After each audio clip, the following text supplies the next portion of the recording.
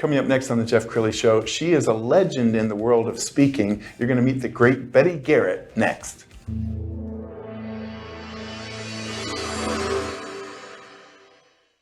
Many are predicting that the worst is yet to come, which is unfortunate, said one person here.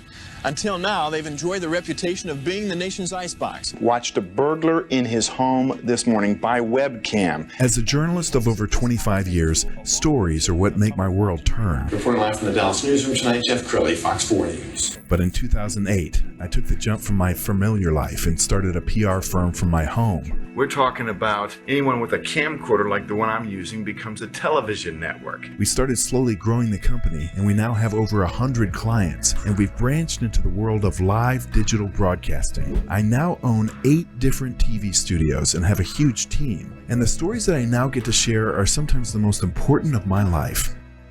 Life has a funny way of coming around full circle.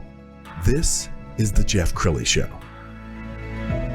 I feel like I've had several lifetimes. I had kind of the news lifetime, the speaking lifetime, and now podcasting and public relations. And you meet these pivotal people in your life at each one of these crossroads, and one of those people is Betty Garrett. She is with LST Speakers. Thanks for coming on the show. Thank you, Jeff, for having me. It's showtime. It's showtime. She's my friend, and when I first learned to speak, and I had to overcome my fear of public speaking because I could speak to a TV camera, but not to a live audience.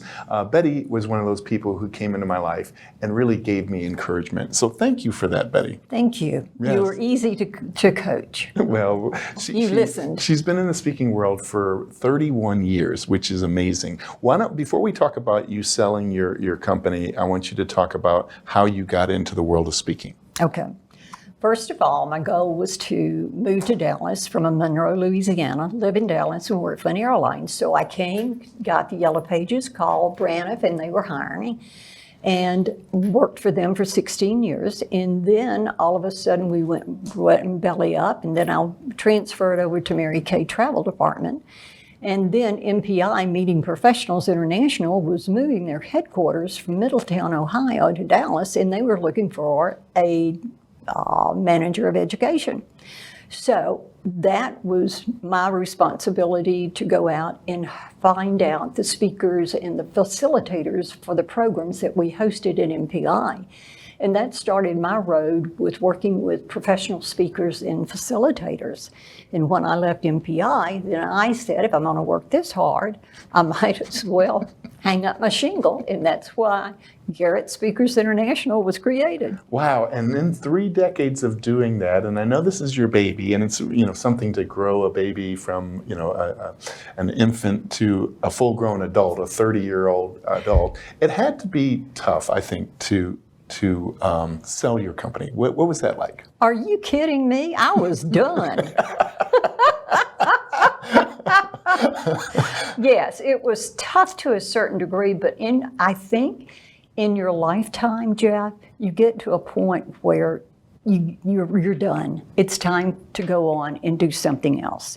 So I had reached that point in July and went to a company here in town, and they were only working one side of the pie, which was athletes, and I told them they were missing the other piece of the pie, or if they wanted to have a better payday, they needed to open up to professional speakers. And why not look at a boutique speaker bureau? Because I've already vetted the professional speakers that I know will be good and would fit into that family. Yes.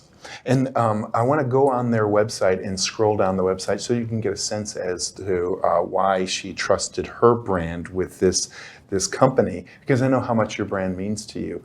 What was it about LST that made you convinced, yes, this is the company to partner with or to sell to? Well, they are integrity driven. I knew Mary Knox. I called because I had worked with Mary on several occasions. And I called Mary and I said, it's time for me to retire and it's time for you to buy the business. Well, it just so happened serendipity fell into place, and I got to meet the CEO, the CFO, and the president of the company, and they talked about me, but I also said, before you want to talk about GSI, let's look at the vastness of what we're dealing with here. And so prior, and don't quote me on this, but prior to COVID, this was $1 trillion business, Jeff. Wow. And then out of that, 1.8 million events take place every year, plus 1.3 million are corporate events. But the most important statistic for speakers to know and for LST to know is that $151 billion is spent on productions and speakers alone. Wow. So why would you only face or one piece of the pie when you're dealing with athletes? Come on over here to the professional side of speaking. So now you can marry the two, because I think it was made in heaven. Yes. I want to talk about your reputation, because I'm speaking for myself. Everybody that I've ever met who knows Betty just holds her in such high esteem, up on a pedestal, because you care so much about your clients. And your clients are the corporations that hire your speakers. So talk about why your name is on the line with almost every person you book. Well, when you hire a speaker through a bureau, it's not the speaker that goes out and says something stupid, because if they do, it comes back on the bureau. And the bureau is kind of also an insurance for the speakers and for the client. But the thing about it is, the speakers can add a wonderful wow factor to the piece of the pie. And so it is amazing, because here's my philosophy. I'm not going to let you fail, because if you fail, I fail, and I can't afford it. Yeah. So I am going to send you the speaker that I've worked with, that I know can meet your meeting objectives and do what you need them to do, so that you, the planner, will be the hero of the meeting, and the C-suite will be happy. Yes, and do their homework. Like some companies refer to their employees as employees, and some people refer to them as team members, and you have to know their culture and how they describe their team members. We're going to show some pictures off of Facebook, because as we've already established, you work with a lot of athletes. There's Tony Dorsett. This happens to be like a Cowboys collection here. The great Larry Brown signing football helmets. What is it about athletes in particular that is such a draw? Why do so many organizations love to have athletes? Well, their names, they're celebrities, and if you're a sports fan, yes, you're drawn to that. And I'm drawn to Drew Pearson because I have worked with Drew Pearson for so many times that now when I go on site with him, he knows I'm going to take care of him. And what you don't know about celebrities or some of these football players, they don't want to tell the fans no, because they want you to tell them no, and they will work their little fannies off and autograph, but at some point their time is up. And so I'm the one, or whoever is with them, will come up and say, Jeff, it's time to go. Right. And not all former athletes make for great speakers. No. Right? And you also have to know that they're going to be reliable. And if they're supposed to be in Toledo, Ohio at 2 o'clock on Wednesday, they better be in Toledo, Ohio. Absolutely. They're ready for showtime. We don't have time to piddle. Sure. I'm a big fan of Drew Pearson's as well. And as I was doing homework for this, I found a hilarious clip. Let's go ahead and roll that. Let's go right here. Pastor, you ready?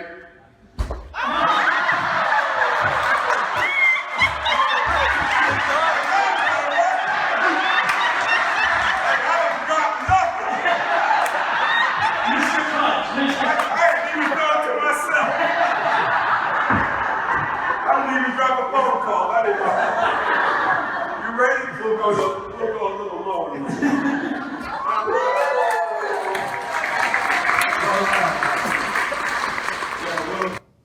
That is hilarious. Oh, okay. I know. Okay, so let's talk a little bit about Drew, because we're both big Drew Pearson's fans. Not only is he, best known for the Hail Mary, and he wrote a best-selling book, but he's just a nice guy, isn't he? I want to tell you, I wish there were more like him, because he will stay and autograph everything you've got. And in fact, I have seen people standing in line. He takes his Super Bowl ring, puts it out there, and I'm having a heart attack, and I'm saying, Drew, no. He said, Betty, nobody's going to go away with it. I said, but they might. And I said, I don't want it to be on my shift. But he really, really is a pleaser, and I have seen him do things for people standing in line, and that is what you call relationships, and that's what you call wanting to be a fan pleaser, but it's from the heart. He's authentic. What you see is what you get. And when he got the Hall of Fame, I'm telling you, that was a coup. And bless his heart, is you've heard me speak. When he was up on the stage and they were doing the line across, there was also a thank you to Betty Garrett. Wow. How cool is that? Oh, I'm telling you, I stood up and screamed and hollered and cried and had no idea that was going to happen. Well, he is a super nice guy. I got a funny Drew Pearson story. He was in I call it my Oprah studio over here, and he was about to be interviewed by somebody, and I thought I was gonna horse around a little bit, and I said, hold on, we can't go yet, and they looked confused, and I said, Drew, we're getting too much glare off the Super Bowl ring, and without missing a beat, he said, which one? He's just clever like that. Yeah. Oh, I know. And I had hired him to do a charity event, and I knew when he got to Hall of Fame, he was not supposed to wear the jacket unless it's an official deal. Well, what does he do? He drives up in his black SUV, and he said, I got something for you. And he reached in the back and brought his jacket out. And I went berserk. And of course the charity did too. So, and I have to tell you this, and I hope I don't embarrass myself, but when I got him back in the car, I said, Drew, you have to do something for me.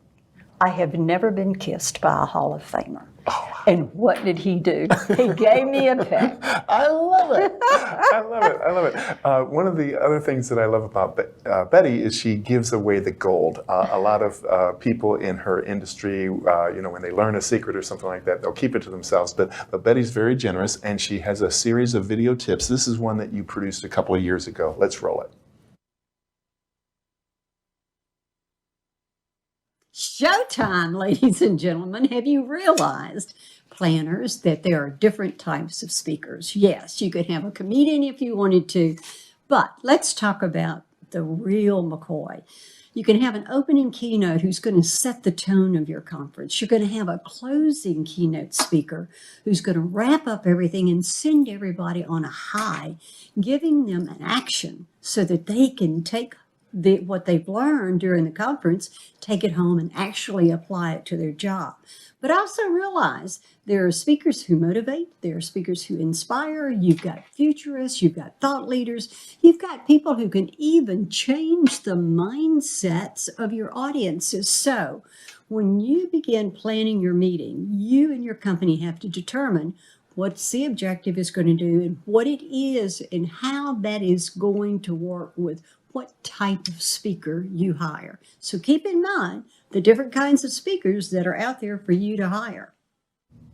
And that is so true. Speakers can make or break an event. Betty, as we close the show, tell me your favorite story of a time when something went wrong and you had to save the day. Okay. Well, I had a person booked for a convention in Denver for 4,000 attendees. And I had been trying to get in touch with this celebrity to have a conversation with a planner, and it didn't happen. And about 48 hours before she was to show up in Denver, I got a call saying, she's not coming. And I said, in what hospital is she in? I'm sorry, you don't do this to me. So anyway, she was not coming, and so I put the phone down, I took a deep breath, and I said, oh Lord, here we go. And so I called and found 3 alternatives. I called my little planner in Denver and I said, this is the dreaded call. Sit down. Here are 3. The speaker that we have is not coming, but I do have a solution for you. And this was back in the time we couldn't scan, we faxed. So I faxed her the 3 bios. And she came back and said, Betty, which one would you prefer? And I told her which one. And it was the president's wife came up to the planner afterwards and said, I don't remember who we hired, but this was the best speaker we've ever had. So for you people that like to go direct to speakers, let me just say, please have a backup plan, go through a bureau, because they can be your insurance, because you never know when something's going to happen. Absolutely. And I loved how clever you were. You didn't call them with a problem, you called them with a solution. Because the client doesn't want to hear the problem. No. They want to hear how you solved it. Well, yeah, there's 4,000 around her, and I can't just say you're on your own and hang up. Oh, no, I wouldn't be in business. So always find the solution and give them the opportunity to make the decision. Absolutely. So in the final 1 minute, tell the viewer, if they're considering hiring a bureau for their event, why should they consider LST? LST is one of my favorites. They are integrity driven, they are relationship builders, and I was also instrumental in finding the right person for them to take over my clients and my speakers. And so she has the same philosophy. It's relationship building, it's connecting with the client, because if they fail, we fail, and we cannot have that. And so having an integrity-driven bureau, they're going to make sure you're happy and that their relationship stays intact. Outstanding. Betty, you are an amazing person and a good friend. We're going to end with the website, which is lstspeakers.com. The great Betty Garrett. Thanks for coming on the show. Thank you for having me. That's it for now. We'll see you next time.